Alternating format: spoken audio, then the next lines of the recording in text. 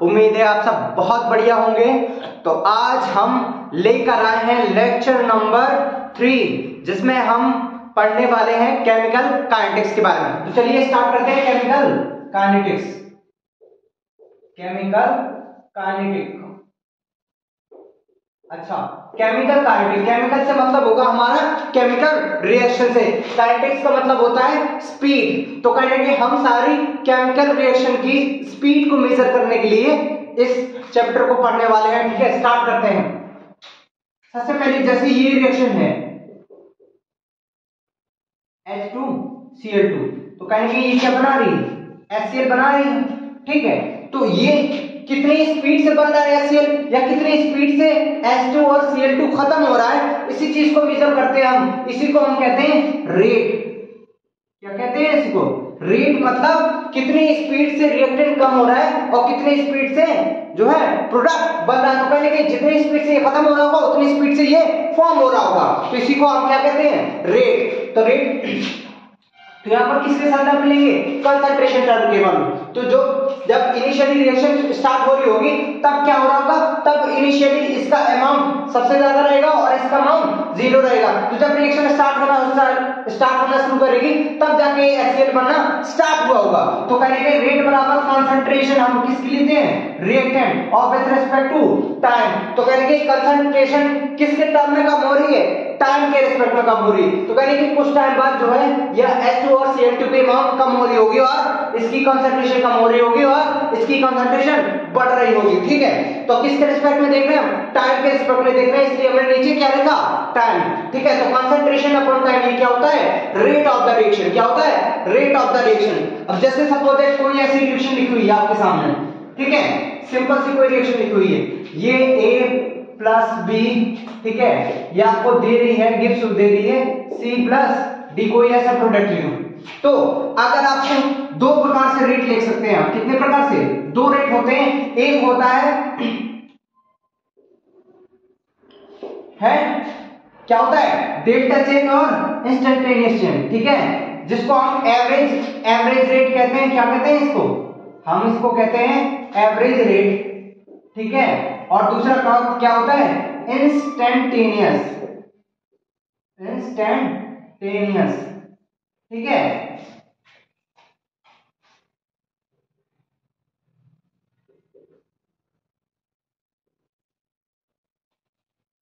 ठीक है, एक होगा एवरेज रेट, दूसरा होगा इंस्टेंटेनियस रेट। ठीक है, अब एवरेज रेट और इंस्टेंटेनियस रेट में क्या अंतर है कि जैसे सपोज दैट आप कानपुर से लखनऊ जा रहे हैं, कहां जा रहे हैं, कानपुर से लखनऊ जा रहे हैं, तो आपने बाइक स्टार्ट की, आप लखनऊ पहुंचे, तो कहीं ना कहीं आपकी हर एक पॉइंट पे स्पीड सेम नहीं रही होगी। कहीं पर आपको धीमा चलना पड़ा होगा, कहीं पर आपको तेज चलना पड़ा होगा। ठीक है, तो इस प्रकार से आपकी मॉडरेट स्पीड घटती बढ़ती रही होगी। तो आप, अगर मैं पूछूं आपको कानपुर से लखनऊ तक आपकी स्पीड क्या रही, तो आप कहेंगे कि भैया एक्चुअली तो नहीं बता सकते, लेकिन हम एवरेज बता सकते हैं कि एवरेज में 40 किलोमीटर पर आवर की स्पीड से चला होगा। तो कहेंगे ये आपने क्या बताया, एवरेज स्पीड बताई। ठीक है, एवरेज। अब मैं आपसे पूछूं, आप रास्ते में जा रहे हैं, मैंने आपको फोन किया, ठीक है, मैंने अगर 2 बजे भी आपको फोन किया तो 2 बजे आप स्पीडोमीटर देख के बताइए कि मुझे आपकी स्पीड क्या है, तो आप तुरंत बता देंगे स्पीडोमीटर देखकर। तो ये क्या होता है, इंस्टेंटेनियस। इंस्टेंटेनियस मतलब इंस्टेंट टाइम के लिए भी कोई भी रीडिंग। ठीक है, एवरेज रेट मतलब जो इनिशियल से फाइनल देखी जाए, केवल उसकी इनिशियल से फाइनल पोजीशन देखी जाती है, उस प्रकार की रेट को हम क्या कहते हैं, एवरेज रेट। इंस्टेंटेनियस रेट मतलब किसी पर्टिकुलर टाइम पे या इंस्टेंट टाइम पे जो रेट होगा उसी को हम क्या कहेंगे, इंस्टेंटेनियस रेट कहेंगे। ठीक है, गुड। अच्छा, इसको लिखा कैसे जाता है अभी बताते हैं। जैसे हमें इसका एवरेज रेट लिखना है, क्या लिखना है, एवरेज रेट लिखना है। ठीक है, क्या लिखना है, एवरेज रेट लिखना है। तो एवरेज रेट कैसे लिखा जाता है, तो रिएक्शन कहीं ना कहीं कम हो रहा होगा, रिएक्शन क्या हो रहा होगा, घट रहा होगा, और प्रोडक्ट बढ़ रहा होगा। तो रिएक्टेंट के रेट को हम जब भी लिखेंगे उसमें माइनस साइन जरूर लगाएंगे। ये माइनस साइन ये इंडिकेट करेगा कि कहीं ना कहीं ये घट रहा है, जैसे ये।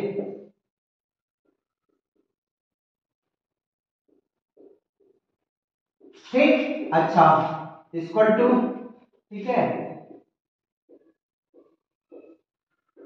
ठीक है, लेकिन प्रोडक्ट का मास क्या हो रहा होगा, प्रोडक्ट का कंसंट्रेशन बढ़ रहा होगा, इसलिए उसके सामने माइनस नहीं लगाते, तो प्रोडक्ट का हम ऐसे लिखेंगे। ठीक है, डेल्टा C अपॉन T बराबर डेल्टा D अपॉन T। ये जो लिखा जा रहा है, ये क्या लिखा जा रहा है? ये लिखा जा रहा है आपके सामने एवरेज रेट। क्या लिखा जा रहा है? एवरेज रेट लिखने की ये कंडीशन होती है कि आपको जो है, जो आपने जो इनिशियली जो प्रोडक्ट लिया है या इनिशियली जो अमाउंट लिया है, रिएक्टेंट जो लिया है, रिएक्टेंट के सामने आपको नेगेटिव साइन दिखाना है। ये नेगेटिव साइन ये बता रहा है कि कहेंगे रिएक्टेंट क्या हो रहा होगा, आपका रिएक्टेंट कम हो रहा होगा, तभी तो प्रोडक्ट बन रहा होगा। प्रोडक्ट बन रहा है मतलब पॉजिटिव डायरेक्शन में, रिएक्टेंट कम हो रहा है मतलब नेगेटिव डायरेक्शन में। समझ में आ गया? गुड, खत्म करते हैं। अब दूसरा लेते हैं हम इंस्टेंटेनियस रेट। क्या लेते हैं हम? दूसरा हम लेते हैं इंस्टेंटेनियस रेट। अच्छा, इंस्टेंटेनियस रेट को कैसे लिखा जाता है? इसको लिखा जाता है नॉर्मली, ठीक है। तो यहां पर आप क्या करना पड़ता है, जहां पर आप डेल्टा यूज कर रहे थे, अब वहां पर स्मॉल डी यूज करना है आपको। वो क्या होता है? इंस्टेंटेनियस रेट बताता है, ठीक है। तो आप क्या करेंगे, डी माइनस साइन जरूर लगाइएगा, ये माइनस साइन, ठीक है।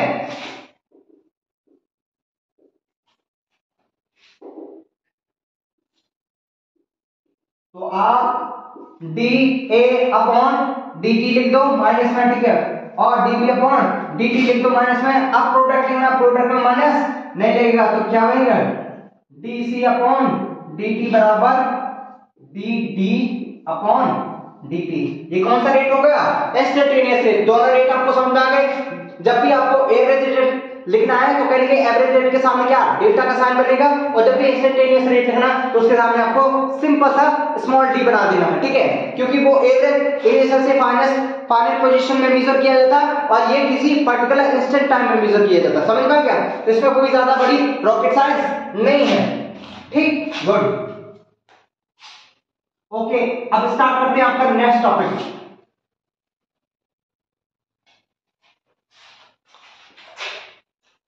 अच्छा, आप एक और टर्म देखते हैं, मॉलिक्यूलरिटी। क्या देखते हैं? मॉलिक्यूलरिटी। मॉलिक्यूलरिटी क्या होती है?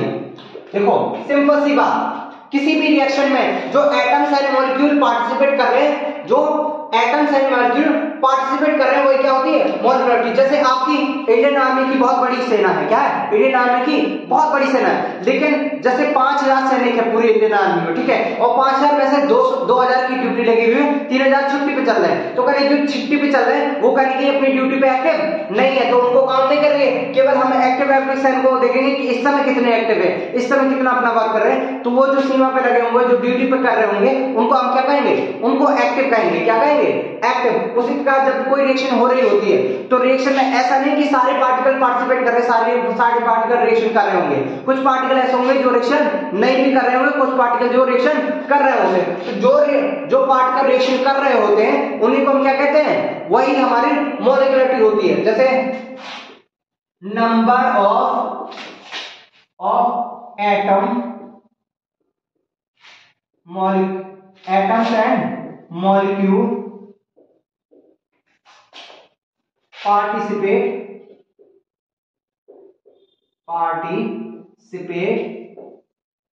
इन elementary reaction.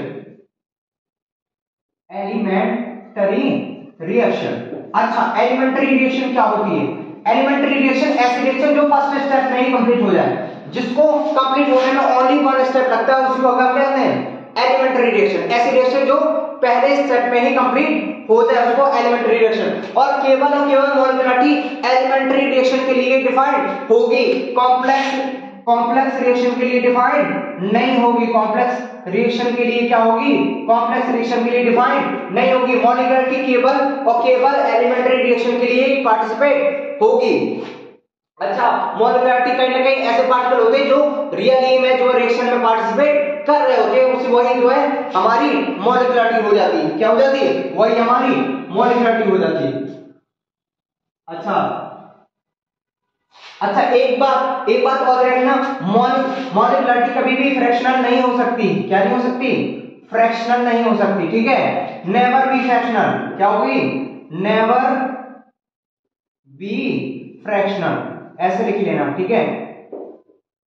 Never be fractional, तो ये कभी फ्रैक्शनल नहीं हो सकती, ठीक है। ना ही नेगेटिव हो सकती है, क्या सकती है, ना ही नेगेटिव हो सकती है, क्या नहीं हो सकती, ना ही नेगेटिव हो सकती है। तो ना ही जो है ये फ्रैक्शनल हो सकती है, ना ही ये नेगेटिव हो सकती है, ठीक है। Good, very good.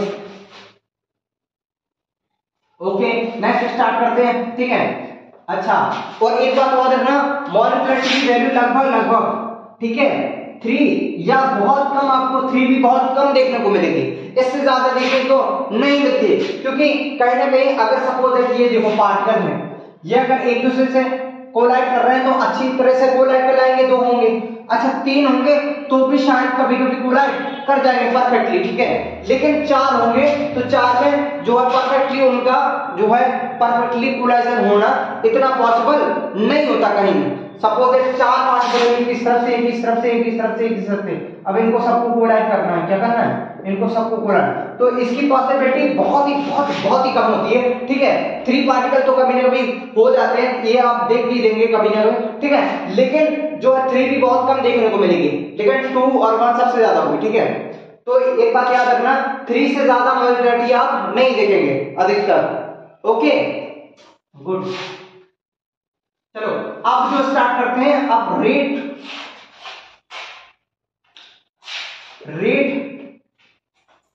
Factor affecting rate.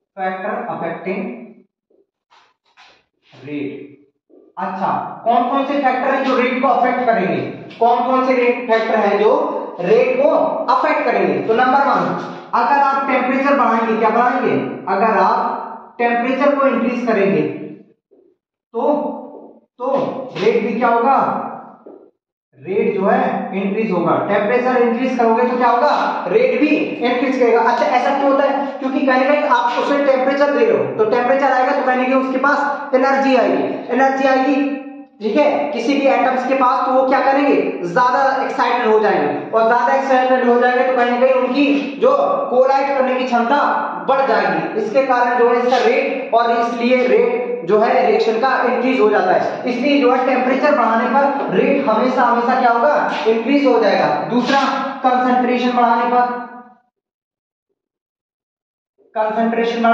तो कंसंट्रेशन भी बढ़ाओगे तो भी रेट इंक्रीज करेगा। अच्छा, कभी कभी ऐसा हो जाता है, आप देखेंगे तो ये रिएक्शन पे डिपेंड करता है, क्या करेगा, कंसंट्रेशन वाला टर्म जो है रिएक्शन पे डिपेंड करेगा। नॉर्मली अधिकतर आप देखेंगे कि कंसंट्रेशन बढ़ाने पर आपका रेट क्या होगा, इंक्रीज ही करेगा, ठीक है। नॉर्मली कंसंट्रेशन बढ़ाने पर रेट इंक्रीज ही करेगा। तीसरा सरफेस एरिया, क्या करेंगे, सरफेस एरिया। अच्छा, सरफेस एरिया का क्या इफेक्ट पड़ेगा, क्या पड़ेगा, सरफेस एरिया का क्या इफेक्ट पड़ेगा। देखो सरफेस एरिया, देखो आप जैसे घर में शरबत बनाते होंगे, क्या बनाते होंगे, घर में शरबत बनाते होंगे, तो चीनी का अगर सपोज एक ऐसा पत्थर से आकार का इसमें डाल दी जाए तो उसको घोलने में बहुत ज्यादा टाइम लगेगा, क्या करेगा, उसको घोलने में बहुत ज्यादा टाइम लगेगा, क्योंकि उसका कहीं ना कहीं सरफेस एरिया कम है। लेकिन अगर उसको छोटे छोटे टुकड़े में तोड़ लिया जाए, क्या कर लिया जाए, उसको छोटे छोटे टुकड़े में क्रश कर लिया जाए, तो कहीं ना कहीं फिर उसको घोलना और ज्यादा आसान हो जाएगा, मतलब वो और जल्दी घुल जाएगी। तो इस प्रकार से सरफेस एरिया बढ़ाने पर भी रेट क्या होगा, इंक्रीज कर जाएगा, ठीक है। तो टेम्परेचर बढ़ाने पे भी रेट इंक्रीज करेगा, कंसंट्रेशन बढ़ाने पे भी रेट इंक्रीज करेगा, सरफेस एरिया बढ़ाने पर भी रेट इंक्रीज करेगा। गुड। तो एक चीज और हम आपको बताने वाले हैं, अब हम पढ़ने वाले हैं रेट लॉ के बारे में। किसके बारे में, रेट लॉ। अच्छा, रेट लॉ क्या होता है, रेट लॉ। अच्छा, रेट लॉ कहता है जैसे हम किसी रिएक्शन के लिए रेट लॉ लिखते हैं, सपोज ये रिएक्शन है A plus B C plus D, ये कोई रिएक्शन है। अगर हम सपोज इसके लिए रेट लिखना चाहें तो रेट बराबर हमने पढ़ा था, रेट क्या होता है, रेट कैसे डिफाइन होता है, तो कहेंगे रेट डिफाइन होता है कि आपका कंसंट्रेशन कितनी जल्दी कम हो रहा है टाइम के साथ साथ कंसंट्रेशन में क्या वेरी हो रहा है, यही आपका क्या होता है, रेट होता है। तो हम जब रेट लॉ लिखते हैं तो रेट बराबर हम लिखते हैं, रेट डायरेक्टली प्रोपोर्शनल होता है किसके, रिएक्टेंट के। अच्छा ऐसा क्यों होता है? रिएक्शन पे क्यों डिपेंड करेगा? क्योंकि कहीं ना कहीं शुरुआत में जब रिएक्शन स्टार्ट हो रही होगी, इसका कंसंट्रेशन क्या रहा होगा? मैक्सिमम इसका 100% कंसंट्रेशन रहा होगा रिएक्शन स्टार्ट। जब रिएक्शन स्टार्ट होने लगी तब जाके इसको बढ़ना, इसकी वैल्यू बढ़ना स्टार्ट होगी, इसका कंसंट्रेशन बढ़ना स्टार्ट करेगा। तो कहीं ना कहीं किस पे डिपेंड कर रहा है? रिएक्टेंट पे डिपेंड कर रहा है। इसलिए हमारा जो रेट होगा वो सिर्फ किस पे डिपेंड करेगा? रिएक्टेंट पे डिपेंड करेगा। ठीक है, किस पे? रिएक्टेंट पे डिपेंड करता है। ठीक है, किस पे? रिएक्टेंट पे डिपेंड करता है। और जब हम ये प्रोपोर्शनलिटी का साइन हटाते हैं, क्या करते हैं? प्रोपोर्शनलिटी का साइन हटाते हैं तो आता है के ए बी। ठीक, अच्छा इसके पावर में क्या? x और y रख देते हैं। ठीक है, ये x और y क्या है? ऑर्डर ऑफ रिएक्शन है। इसका जब सम करते हैं आप x प्लस y करते हैं तो ये हमें क्या दे देता है? n क्या है? n है order of reaction, order of reaction. अच्छा, ऑर्डर ऑफ रिएक्शन क्या होता है? जैसे कि सपोज ये ऑर्डर ऑफ रिएक्शन ऐसा नहीं कि आप जैसे इसकी कोएफिशिएंट को जो है ऐड करके लिख दें तो वही ऑर्डर ऑफ रिएक्शन होगा। नहीं नहीं, ये जो इसकी रिएक्टेंट में कोई भी कंसंट्रेशन के पास में जो वर्ड लिखे होते हैं, ये नंबर लिखे होते हैं, वो कभी भी जो है वो रेट कांस्टेंट या ऑर्डर ऑफ रिएक्शन नहीं होते। क्या नहीं होते? ऑर्डर ऑफ रिएक्शन नहीं होते। ये x और y कहीं ना कहीं ये एक्सपेरिमेंटल वैल्यू होती है। क्या होती है? एक्सपेरिमेंटल वैल्यू होती है। ठीक है, इसको ऐसे ही आप रिएक्शन से देख के नहीं लिख सकते। ये थ्योरेटिकल वैल्यू नहीं, एक्सपेरिमेंटल वैल्यू है। क्या है? एक्सपेरिमेंट। तो केवल एक्सपेरिमेंट से ही फाइंड किया जा सकता है ऑर्डर ऑफ रिएक्शन। ठीक है, और ऑर्डर ऑफ रिएक्शन जो है फ्रैक्शनल भी हो सकता है। ठीक है, इंटीजर वगैरह नेगेटिव भी हो सकता है। तो ऑर्डर ऑफ रिएक्शन कुछ भी हो सकता है। ठीक है, समझ में आ गया? Order of reaction can be fractional हो सकता है। ठीक है, फ्रैक्शनल भी हो सकता है, ऑर्डर्ड भी हो सकता है, इवन भी हो सकता है। फ्रैक्शनल हो सकता है, इवन हो सकता है, ऑर्डर्ड भी हो सकता है। समझ में आ गया? Order of reaction. गुड। अच्छा, ये जो के आया है, ये के, इसी को हम कहते हैं रेट कांस्टेंट। क्या कहते हैं इसको? Rate constant. इसको कहा जाता है रेट कांस्टेंट। ठीक है, इसको कहा जाता है रेट कांस्टेंट। तो जो x एंड y है इसका सम करेंगे तो ये हमें क्या दे देगा? ऑर्डर ऑफ रिएक्शन दे देगा। ठीक है, और a और b क्या है? कंसंट्रेशन ऑफ रिएक्टेंट है। a और b क्या है? Concentration of reaction. के है रेट कांस्टेंट। ठीक, समझ आ गया? गुड। अब हम आंसर देखते हैं। सबसे पहला आंसर देखते हैं। ठीक है, अच्छा अब हम जीरो ऑर्डर के लिए रिएक्शन देखते हैं। किसके लिए? जीरो ऑर्डर के लिए देखेंगे। अच्छा, जीरो ऑर्डर के लिए। अच्छा, जीरो ऑर्डर के लिए सबसे पहले रेट कांस्टेंट को लिखें। रेट बराबर क्या था? रेट बराबर क्या था? के कंसंट्रेशन ऑफ ए एक्स और ए बी वाई, ये लिखा था। अब यहाँ पर जीरो ऑर्डर मतलब ऑर्डर क्या है? जीरो है। तो मान लो आपने ऑर्डर क्या रखा? ऑर्डर रख लिया जीरो। अच्छा, जीरो ऑर्डर रख लिया आपने। ठीक है, जीरो ऑर्डर अप्लाई कर दिया। अच्छा, रेट जो हमने रिएक्टेंट के लिए पहले ही आपको बताया था, रिएक्टेंट के लिए रेट क्या होता है? माइनस में होता है। तो आप यहाँ पर इस कोई भी रिएक्शन, जैसे ये रिएक्शन लिखी हुई है a plus B equal to C plus D, ये रिएक्शन है। तो इसका जब रेट लिखेंगे तो कहेंगे रेट आपका क्या है? जैसे कि सपोज दैट कोई भी रिएक्शन है, सपोज दैट ये रिएक्शन है, ये जा रही है a to a, 2 equal to a to 2a जा रही है। ठीक है, इतना हो रहा है। ठीक है, तो ये कोई रिएक्शन है। ठीक है, तो आप इसका आप रेट लिखेंगे रिएक्शन के लिए तो कहीं हमें नेगेटिव साइन लगाना पड़ता है। नेगेटिव साइन हमें क्या बताता है कि कहीं ना कहीं जो है हमारा जो रिएक्टेंट है रिएक्शन टाइम के साथ क्या हो रहा है? डिक्रीज हो रहा है। ठीक है, इसलिए हमको इसको नेगेटिव लगाना पड़ता है। ठीक है, minus D A upon D T होगा। अच्छा, जिसकी पावर जीरो लगी रहती है उसका जो है मान क्या होता है? 1 होता है। तो k इंटू 1 इंटू 1। ठीक है, अच्छा अब उसके बाद इसका क्रॉस मल्टीप्लाई करोगे तो क्या आ जाएगा? ये आ जाएगा माइनस डी ए बराबर क्या हो जाएगा? डी टी, के इंटू डी टी आ जाएगा। ठीक, अच्छा इसको आप इंटीग्रेट कर दीजिए। आप दोनों साइड से क्या कर दीजिए? इंटीग्रेट। ये जाएगा ए नॉट से, ए नॉट मतलब इनिशियल वैल्यू ए तक, फाइनल वैल्यू कितनी बच रहेगी? टाइम पहले जीरो रहेगा, फिर लास्ट तक जाएगा टाइम टी तक। अच्छा देखिए इसका इंटीग्रेशन करिए। अच्छा इसका इंटीग्रेशन होता है क्या, 1 अपॉन क्या हो जाएगा, इसका इंटीग्रेशन ए ही होगा, क्या होगा ए, तो ये जाएगा ए नॉट से ए तक, ठीक है, इक्वल टू माइनस अभी लगा हुआ है, ठीक। अच्छा ये के कांस्टेंट है, कांस्टेंट बाहर आ जाता है इंटीग्रेशन में, केवल dt का इंटीग्रेशन होगा तो क्या हो जाएगा, t ही आ जाएगा 0 से t तक, ठीक है। अच्छा ये देखिए, ठीक है, तो upper limit minus lower limit, ठीक है, तो ये आ जाएगा a माइनस ए नॉट बराबर क्या आ जाएगा k इंटू टी माइनस 0, ठीक है, तो क्या आ जाएगा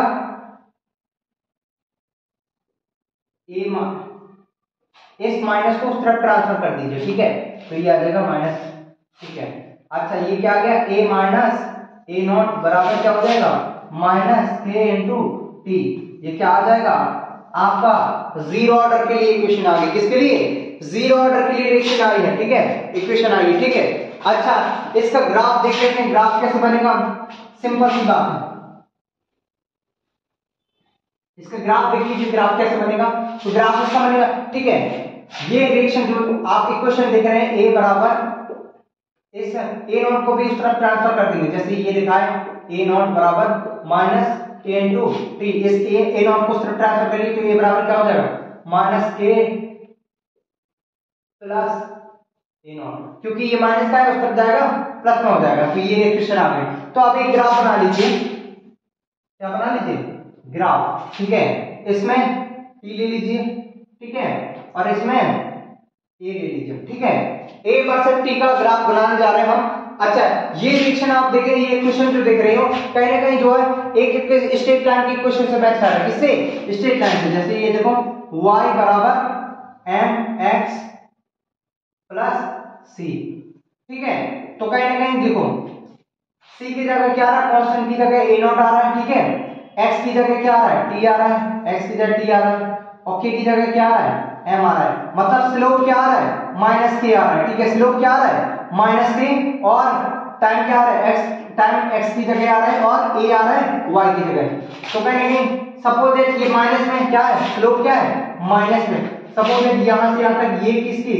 यहां से यहां तक a नॉट की वैल्यू है, किसकी a नॉट की, अब ये तो इसका स्लोप जो है नेगेटिव है, तो कहें कि ग्राफ कहां जाएगा नीचे की साइड जाएगा, ठीक है, तो ये ग्राफ बन जाएगा ऐसे, ठीक है, क्या हो जाएगा ये ग्राफ हो जाएगा ऐसे, ठीक है, ठीक, और यहां से यहां तक ये किसकी वैल्यू है, ये a नॉट की वैल्यू है, किसकी है a नॉट की वैल्यू, तो इस तरह से ग्राफ बनाना है इसका, ये किसका है जीरो ऑर्डर का, किसका है जीरो ऑर्डर का। अच्छा अब फर्स्ट ऑर्डर के लिए भी देख लेते हैं, जीरो ऑर्डर के लिए निकाली हमने, अब फर्स्ट ऑर्डर के लिए निकालने जा रहे हैं, तो फर्स्ट ऑर्डर के लिए क्या होगा, अभी हाफ लाइफ भी निकालेंगे, अभी चिंता मत करिए, अभी फर्स्ट ऑर्डर के लिए निकालने जा रहे हैं, किसके लिए फर्स्ट ऑर्डर के लिए। अच्छा फर्स्ट ऑर्डर के लिए क्या करना, सपोज दैट ये रिएक्शन है, कोई यही रिएक्शन ले लीजिए, ठीक है। अच्छा अब आपको दिया है रेट क्या से लिखना है, dA अपॉन dt माइनस का, क्योंकि रिएक्शन का रेट है। अच्छा यहां पर k, अब जो है a की पावर क्या है, ऑर्डर क्या है 1 है, ऑर्डर ऑफ रिएक्शन क्या है 1 है। अच्छा अब इसका क्रॉस मल्टीप्लिकेशन करवा दीजिए, तो dA इक्वल टू क्या हो जाएगा k a इंटू टी, अब इस a को यहां पर लाइए, क्या हो जाएगा माइनस dA अपॉन a, ठीक है, बराबर क्या हो जाएगा k t। अच्छा इस माइनस को उस तरफ कर दीजिए, अच्छा इस माइनस को इस तरफ ट्रांसफर कर दिया, अब दोनों तरफ के लिख दीजिए, इंटीग्रेशन ले लीजिए, ठीक है, तो इसका जो इंटीग्रेशन होता है क्या होता है log a इंटू, देखो लिमिट जाएगी फिर से क्या a नॉट से, a नॉट क्या है इनिशियल वैल्यू है a तक जाएगी, ठीक, अच्छा टाइम कहां से जाएगा 0 से लेकर t तक जाएगा, ठीक है, फिर लिमिट कहां तक है a नॉट से a तक बराबर माइनस के, ये क्या आ जाएगी t की लिमिट कहां से कहां तक जाएगी 0 से t तक, ठीक है। अब upper limit minus lower limit, तो क्या हो जाएगा log a minus log a not, ठीक है, बराबर minus k into T minus 0, इतना आ जाएगा। अच्छा, अब इसके बाद ये लिखेंगे तो log a बराबर माइनस log a नॉट बराबर ये क्या होता है माइनस k इंटू टी। अच्छा, ये log में अब इसका भी ग्राफ देख लेते हैं, इसको उस तरफ ट्रांसफर करो तो log a बराबर क्या आ गया, log a बराबर आ गया आपका minus k into T plus log e के बेसिस जरूर लगा लेना, ई जरूर लगा लेना भाई। ओके, इसकी गलती मत करना, यहां भी log e कर दो, ठीक है। log e बेसिस क्या हो जाएगा a नॉट, तो ये हमें क्वेश्चन मिल गई, ये किसके लिए, फर्स्ट ऑर्डर के लिए मिल गई। अच्छा, जीरो ऑर्डर और फर्स्ट ऑर्डर, अब फर्स्ट ऑर्डर के लिए ग्राफ देखेंगे, इस इक्वेशन के लिए ग्राफ कैसा बनेगा। ओके, अभी देख लेते हैं, कुछ ज्यादा टफ चीजें नहीं है केमिकल ट्रांस में, बस सिंपल सी चीजें, बस ध्यान लगाइएगा तो तुरंत कर लीजिए। log e a बराबर क्या हो जाएगा माइनस के T plus log a not. अच्छा, इसका हमें ग्राफ बनाना है, तो कहेंगे ये क्वेश्चन भी स्ट्रेट लाइन से मैच खा रही, देखो y बराबर क्या हो जाएगा m इंटू एक्स प्लस सी, तो कांस्टेंट की जगह c की जगह ये है, x की जगह क्या है टाइम है, और माइनस के किसकी जगह स्लोप है, इसका माइनस के स्लोप है t जो है किसमें है x में है, और log e के बेसिस a क्या है y पे है, तो ये ग्राफ बन जाएगा ऐसे, ये ग्राफ बना लीजिए। ये मान लो यहाँ पर टाइम है, यहाँ पर log e की बेसिस a है, ठीक है, तो मान लो यहाँ पर log e की बेसिस a नॉट की वैल्यू है ये यहाँ पर, ठीक है, तो यहाँ से यहाँ तक किसकी वैल्यू हो जाएगी log e a नॉट की बेसिस। अब इसका स्लोप देखिए, स्लोप इसका भी नेगेटिव है, तो कहां जाएगा वो ग्राफ नीचे की तरफ जाएगा, इसका ग्राफ भी क्या आ जाएगा नीचे की तरफ ही जाएगा। गुड, ठीक। अब हम दोनों की हाफ लाइफ निकालने जा रहे हैं, क्या निकालने जा रहे हैं हाफ लाइफ। अच्छा देखिए, हाफ लाइफ, पहली बात तो दोनों रिएक्शन है, जीरो ऑर्डर के लिए क्या आया था, जीरो ऑर्डर के लिए इक्वेशन क्या आई थी, जीरो ऑर्डर के एंड ए बराबर क्या था माइनस के टी प्लस ए नॉट, ये किसके लिए था जीरो ऑर्डर के लिए। फर्स्ट ऑर्डर के लिए क्या आई थी, फर्स्ट ऑर्डर के लिए आई थी log e के बेसिस a बराबर क्या आई थी माइनस के टी प्लस log e के बेसिस a नॉट, ये किसके लिए आई थी फर्स्ट ऑर्डर के लिए आई है, किसके लिए ये जीरो ऑर्डर के लिए और ये फर्स्ट ऑर्डर के लिए आई है, ठीक। अच्छा, अब यहाँ पर टी हाफ में क्या होता है कि वो पूछ रहा है कि 50% रिएक्शन हो जाने के बाद, कितने 50% रिएक्शन हो जाने के बाद टी हाफ का क्या होता है हाफ लाइफ जिसको कहते हैं, क्या कहते हैं हाफ लाइफ। हाफ लाइफ का मतलब क्या होता है, ये देखो हाफ,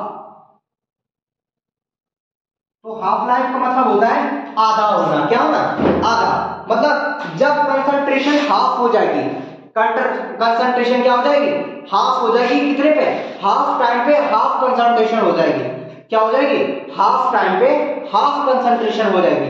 तो कहेंगे अगर हम टी हाफ देखें तो टी हाफ देखें जब टाइम था टी, जब टाइम क्या था टी, तब तक तो पूरा हो चुका हो कंप्लीट रिएक्शन, ठीक है, लेकिन जब टी हाफ था इनिशियली जब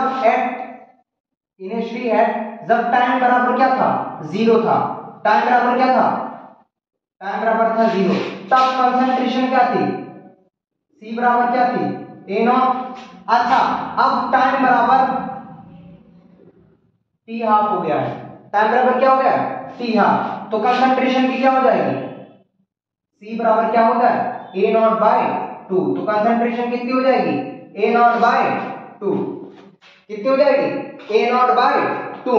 तो आपको कुछ नहीं करना है, अब जहां पर जो है ए लिखा है ये रिमेनिंग कंसंट्रेशन थी ना, तो अब रिमेनिंग कितना बचा है ए नॉट बाय 2 बचा है, तो यहाँ ए की जगह आपको क्या पुट करना है बस ए नॉट पुट कर देना है और काम खत्म, ठीक। गुड गुड, एक एक क्लियर निकालने जा रहे हैं, ठीक है, एक एक चीज को देखेंगे, ठीक ओके, ठीक है। हाफ लाइफ लिख लो half life for zero order, zero order के लिए हाफ लाइफ। इक्वेशन आई थी हमारी ए बराबर, बार बार लिखेंगे तो बहुत जल्दी इक्वेशन याद हो जाती है, इसलिए लिखते जरूर जाइए, ठीक है। माइनस के टी प्लस ए नॉट, ठीक है। अच्छा ये आ जाएगा। अब देखो टी बराबर निकालो कहीं से, तो इसको इस तरफ लाओ, ए माइनस ए नॉट बराबर माइनस के टी। अच्छा इस माइनस को भी इस तरफ भेज दो, इस माइनस को इस तरफ भेजोगे तो ए माइनस ए नॉट माइनस का मल्टीप्लाई हो जाएगा के टू टी, और के बराबर क्या, टाइम बराबर क्या आ जाएगा, टी बराबर आ जाएगा, ये के इस तरफ जाएगा तो डिवीजन में जाएगा, तो ये क्या हो जाएगा ए नॉट अपॉन ए, ये आ जाएगा टी। ये क्या है, ये टी है, ठीक है, फुल टाइम टी कंप्लीट होने पर। अब उसके बाद जब 50% रिएक्शन होती है, हाफ लाइफ निकालना है, तो हम टी की जगह क्या पुट करना है, हमको टी की जगह पुट करना है टी हाफ, टी की जगह टी हाफ होना, और कंसंट्रेशन जो ए नॉट है, ए है, जो रिमेनिंग कंसंट्रेशन कितनी है, ए है, ए की जगह हमें लिखना है, अब बचा है ए नॉट बाई टू, मतलब जो इनिशियल कंसंट्रेशन ली थी उसी का हाफ बचा हुआ है अब आपके पास। अच्छा यहाँ पर देखो ए की जगह में क्या पुटना है, ए नॉट बाई टू, तो टी हाफ बराबर क्या हो जाएगा, ये देखो A naught minus A naught by two upon A, ठीक है। अच्छा टी हाफ, अब क्या हो जाएगा, देखो ये वन है मतलब ए नॉट है, ए नॉट में से हाफ ए नॉट चला जाएगा, ए नॉट में से हाफ ए नॉट, तो बचेगा क्या ए नॉट बाय हाफ। अरे भाई वन में से जैसे हाफ जाता है तो हाफ बचता है ना, तो यहाँ पर ए नॉट में से माइनस ए नॉट हाफ चला जाएगा, तो क्या बचेगा ए नॉट बाय टू, ठीक है, अपॉन में के, तो टी हाफ बराबर आ जाएगा ए नॉट अपॉन टू के, ठीक है, ये आ जाएगा, ठीक। ए टी हाफ बराबर क्या आ जाएगा ए नॉट बाय टू के, ठीक। अच्छा ये क्या आ जाएगा, हाफ लाइफ आ गया, किसके लिए आएगा, जीरो ऑर्डर के लिए, ठीक है। ए नॉट बराबर क्या, इनिशियल कंसंट्रेशन, ठीक है, के क्या है रेट ऑफ कांस्टेंट, ठीक है, टी क्या है टी हाफ है, मतलब टाइम जब हाफ होगा, ठीक है, समझ आएगा हाफ लाइफ। अच्छा फर्स्ट ऑर्डर के लिए निकालते हैं, किसके लिए, फर्स्ट ऑर्डर के लिए हाफ लाइफ निकालनी है। अच्छा फर्स्ट ऑर्डर के लिए क्या हाफ लाइफ निकालनी है, यहां पर आप क्या डाल दो, फर्स्ट ऑर्डर डाल दो, ठीक है। अच्छा फर्स्ट ऑर्डर के लिए क्या, फर्स्ट ऑर्डर की रिएक्शन क्या आई थी, log e की बेसिस a बराबर आया था माइनस के टी प्लस log e की बेसिस ए नॉट, ठीक है, इतना आया था। इसको इस तरफ लाओ, तो log e की basis a minus log e की बेसिस ए नॉट बराबर क्या आएगा माइनस के टी, ठीक है। इस माइनस को इस तरफ ट्रांसफर करो, क्या हो जाएगा log e की basis a minus log e की बेसिस ए नॉट, माइनस का मल्टीप्लाई हो जाएगा इक्वल टू के टी।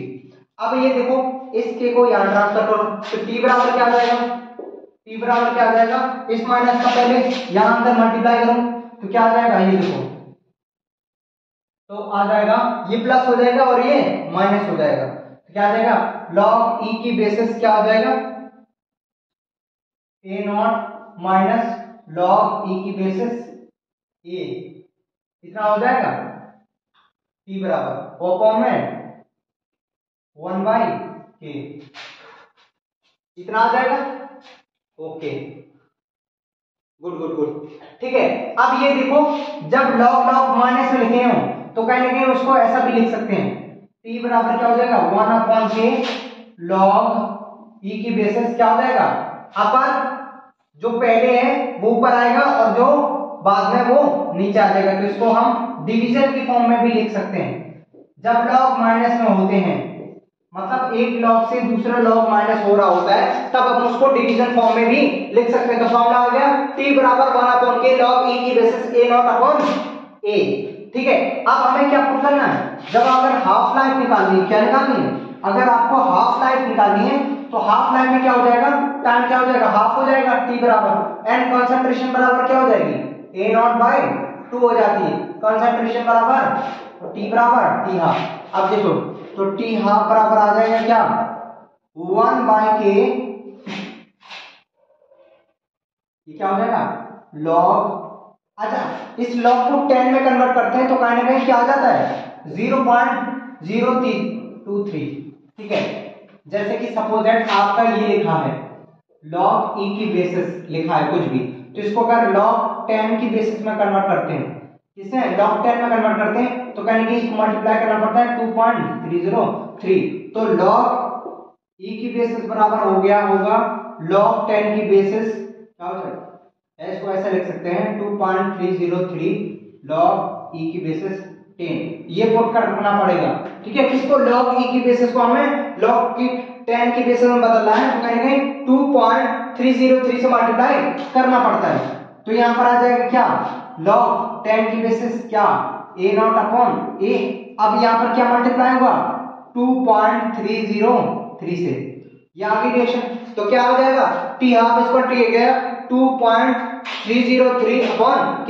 अब यहां a की जगह में क्या पुट करना है, a की जगह में पुट करना है a नॉट बाय 2, तो a नॉट से a नॉट कैंसिल, ये 2 ऊपर जाएगा तो t हाफ बराबर क्या आ जाएगा 2.303 अपॉन k log 10 की बेसिस।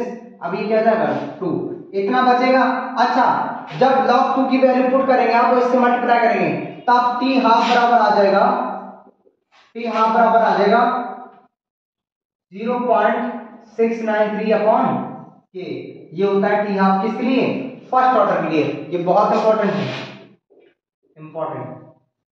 ठीक है, तो t हाफ बराबर क्या आ जाएगा, ये फर्स्ट ऑर्डर के लिए आया है 0.693। तो कहीं ना कहीं ये देखिए कि उसका जो फर्स्ट ऑर्डर का निकाला था तो कहीं ना कहीं वो कंसंट्रेशन पे डिपेंड कर रहा था, लेकिन जो फर्स्ट ऑर्डर की जो टी हाफ होती है, फर्स्ट ऑर्डर की जो हाफ लाइफ होती है वो कभी भी जो है कंसंट्रेशन पे डिपेंड करती ही नहीं है, क्योंकि कंसंट्रेशन का कोई टर्म आता ही नहीं है इसकी टी हाफ में। ठीक, इसलिए ये कंसंट्रेशन के इंडिपेंडेंट होती है। ठीक, अच्छा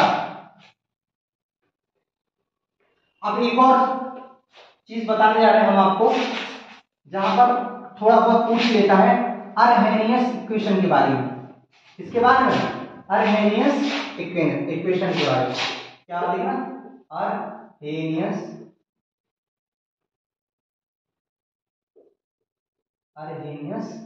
इक्वेशन, ये क्या होती है अर्हेनियस इक्वेशन बराबर के बराबर होता है a, ठीक है, e की power e a upon r t, ये होती है क्या अर्हेनियस इक्वेशन। ठीक, अच्छा जिसमें k बराबर क्या होता है rate law constant, rate law constant होता है, e बराबर क्या होता है एक्सपोनेंशियल कांस्टेंट,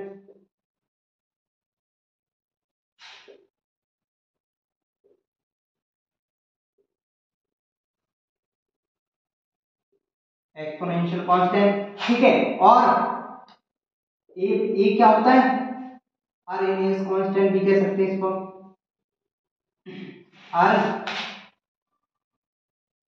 अर्हेनियस कांस्टेंट होता है, कहीं कहीं इसको प्री एक्सपोनेंशियल कांस्टेंट भी होता, कहते हैं क्या कहते हैं प्री एक्सपोनेंशियल कांस्टेंट भी कहते हैं इसको। ठीक है, समझ आ गया, तो इसको ए को क्या कहते हैं अर्हेनियस कांस्टेंट या प्री एक्सपोनेंशियल कांस्टेंट भी कह सकते हैं। प्री एक्सपोनेंशियल कांस्टेंट क्यों कहते हैं, पहले ये एक्सपोनेंशियल कांस्टेंट के पहले आ रहा है, इसलिए क्या होता है प्री एक्सपोनेंशियल कांस्टेंट भी इसको कहते हैं। ये क्या होता है, ये होती है एक्टिवेशन एनर्जी, क्या होती है एक्टिवेशन एनर्जी, ये क्या होती है एक्सपोनेंशियल एनर्जी। और आर बराबर होता है universal gas constant, universal gas constant, universal gas constant T बराबर क्या होता है टाइम। समझ में आ गया? तो यहाँ पर K बराबर क्या है, रेट लॉ कांस्टेंट, E बराबर एक्सपोनेंशियल कांस्टेंट, ठीक है, A बराबर अनएनियस कांस्टेंट या प्री एक्सपोनेंशियल कांस्टेंट, E बराबर क्या होता है, एक्टिवेशन एनर्जी, R बराबर होता है यूनिवर्सल गैस कांस्टेंट, और T बराबर क्या होता है, टाइम होता है। अच्छा, ये रिएक्शन किसके रिस्पेक्ट में दी गई थी? तो जब हमने पढ़ा था टाइम के रिस्पेक्ट में कि हम किसी भी रिएक्शन का टाइम बढ़ाते हैं, अगर हम उसका टेम्परेचर बढ़ाते हैं, ये टाइम नहीं है T बराबर, सॉरी माय मिस्टेक, ये क्या है, टेम्परेचर है, ओके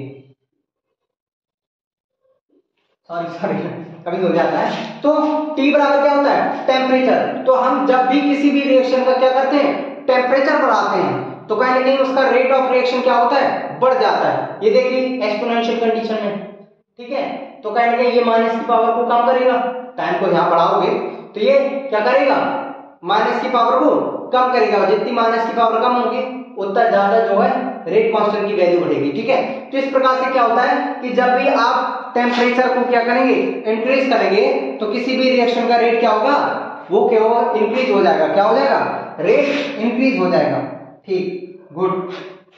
अच्छा, इसकी एक्सपोनेंशियल की, इसको इंटीग्रल करके देखते हैं, इसका डेरिवेशन करके देखते हैं, इसका ग्राफ भी देखते हैं कैसा आता है। तो क्या करते हैं कि आप जो K बराबर A डॉट E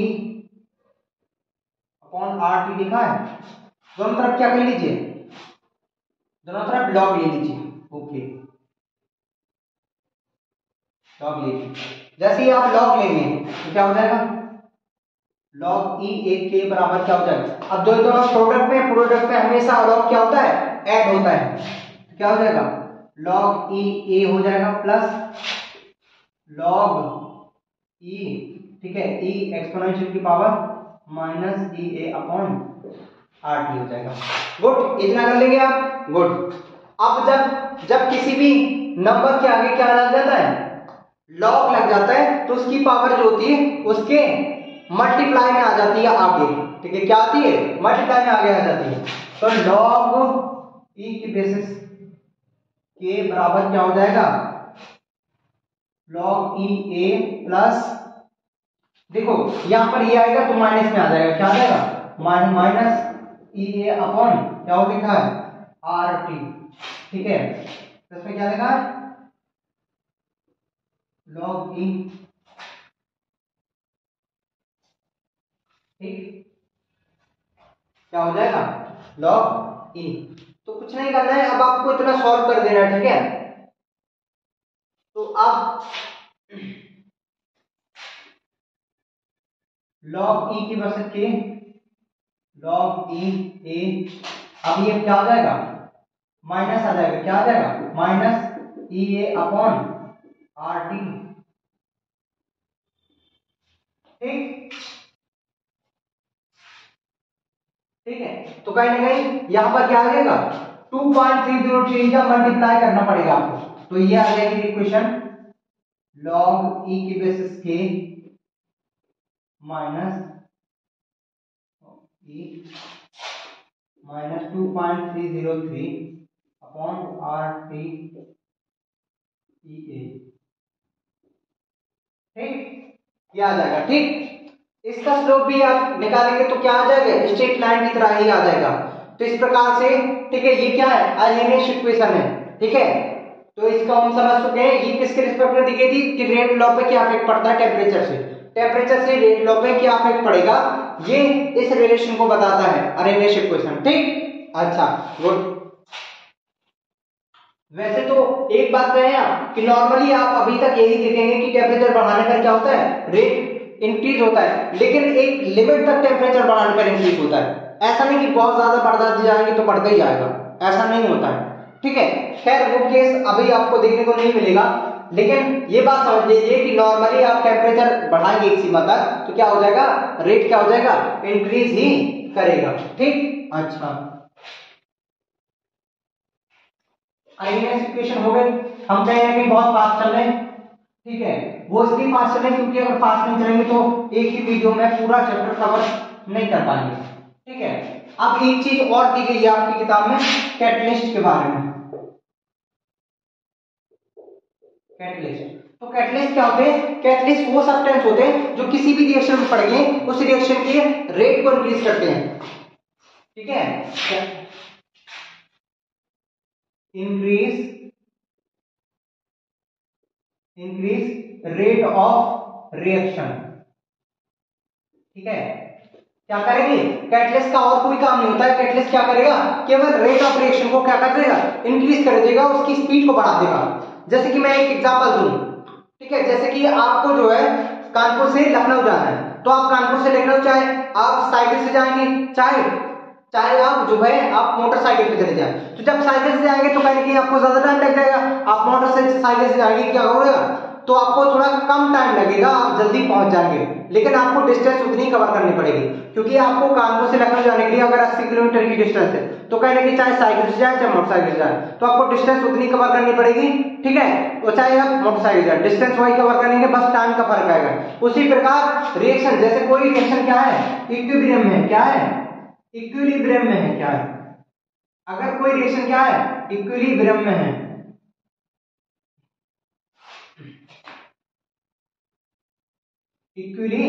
अगर इक्विलिब्रियम में है तो क्या करेंगे, ये जो कैटलिस्ट होते हैं उसके इक्विलिब्रियम को डिस्टर्ब नहीं करते, उसकी पोजीशन को चेंज नहीं करते, बस इतना होता है कि बस टाइम कम हो जाता है, क्या हो जाता है, टाइम कम लगता है, जल्दी जो है इक्विलिब्रियम मिल जाता है किसी भी रिएक्शन को।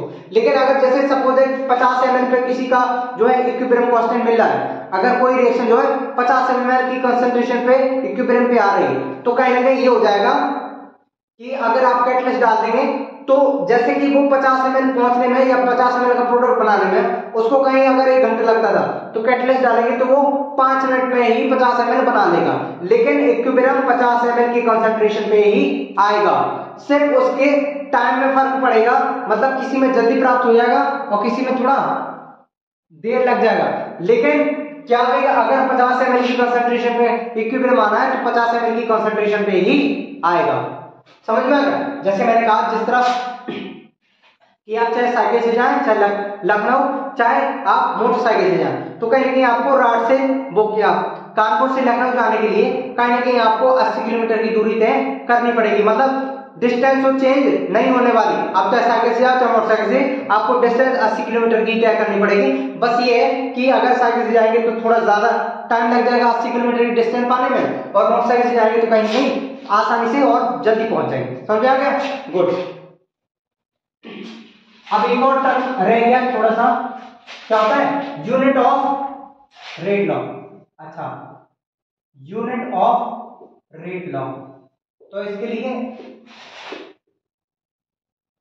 तो मैं आपको सिंपल सी रिएक्शन बता दे रहा हूं, कंसंट्रेशन की क्या होती है यूनिट, मोल पर लीटर होती है, ठीक है, इसकी पावर 1 - n कर दो और सेकेंड नंबर, ठीक है। तो आपको जिस ऑर्डर के लिए निकालना हो की वैल्यू, जिस ऑर्डर की, सपोज दैट आपको 0 ऑर्डर के लिए निकालना हो, किसके लिए, अगर सपोज दैट 0 ऑर्डर के लिए निकालना तो आप n की जगह 0 रख दीजिए।